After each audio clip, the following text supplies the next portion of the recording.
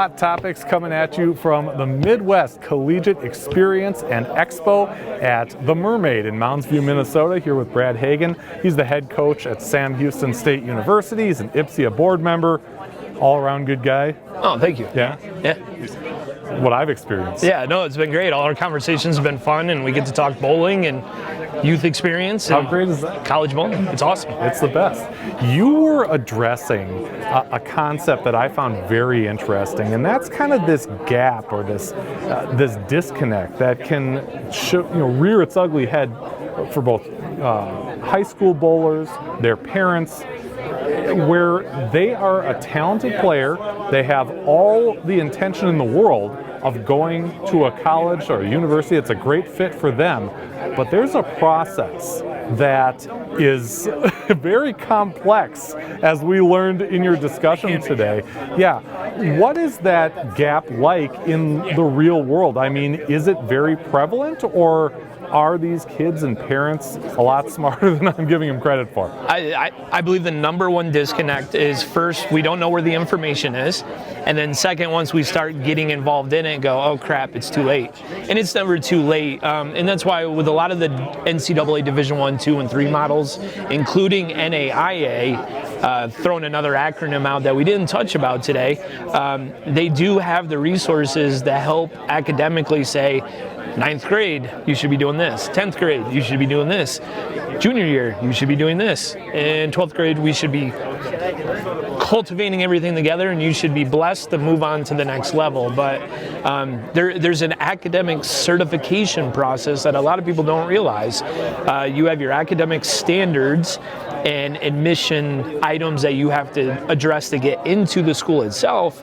But if you're an athlete, and this applies to any male or female, just not bowlers, if you are looking to get into NAIA, NCAA Division III, Division II, or Division I, there are academic eligibility requirements where it says, whatever the acronym is, you are smart enough to be an athlete, manage your time, and do your academics. And that's part of the process that a lot of people don't understand, where there's academic requirements to be certified to compete, and then there's the admission standards separately.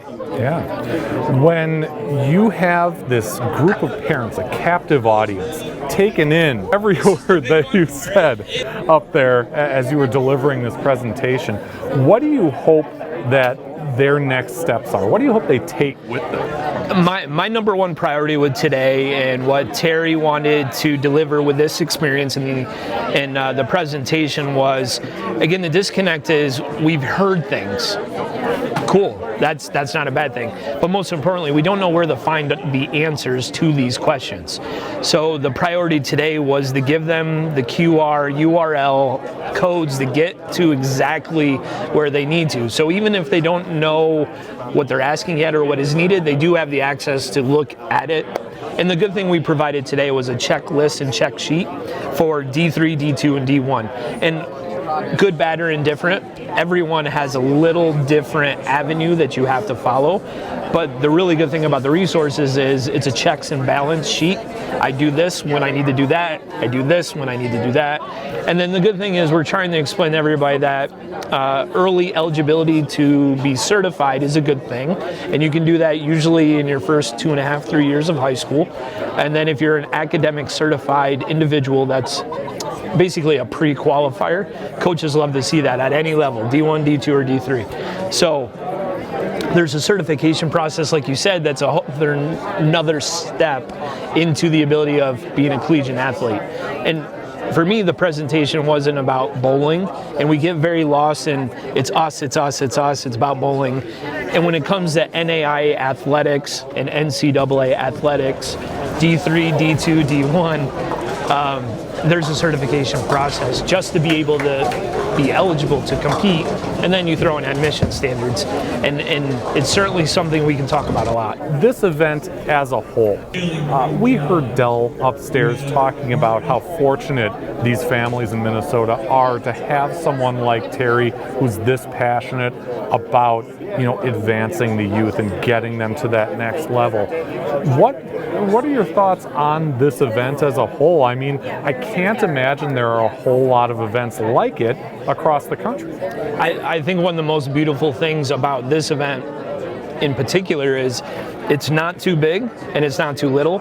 And to be honest, for what I've gathered from it, the information is actually bigger than the event, which is really good and beneficial for the parents.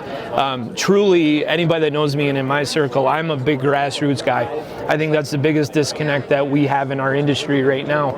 We have this top-down effect where it's about the pros and the bigger items, which we need those. Like, we need those faces, we need that support, we need that management and marketing out there. However, these kind of events and more events like this are going to be the difference of retention and whether or not our sport grows or continues to develop into what we want it to be. We need these events. We do. And we need to recruit players. We need parents to understand. I brought up, if you recall earlier, about target schools, dream schools, and safety schools. Doesn't matter what division you go in, those are all important, and those are all variables based on the individual athletic academic standards to be eligible. Do I want big? Do I want small? What kind of experience we want? And we talk about that student athlete experience a lot. But the parents need to know there's a lot of good options out there. It's just not about NCAA. There's a lot of other acronyms. There's over 300 options where somebody can go do something somewhere. And I think that is what we need to continue to grow and unify as a sport, instead of that's bad, that's good.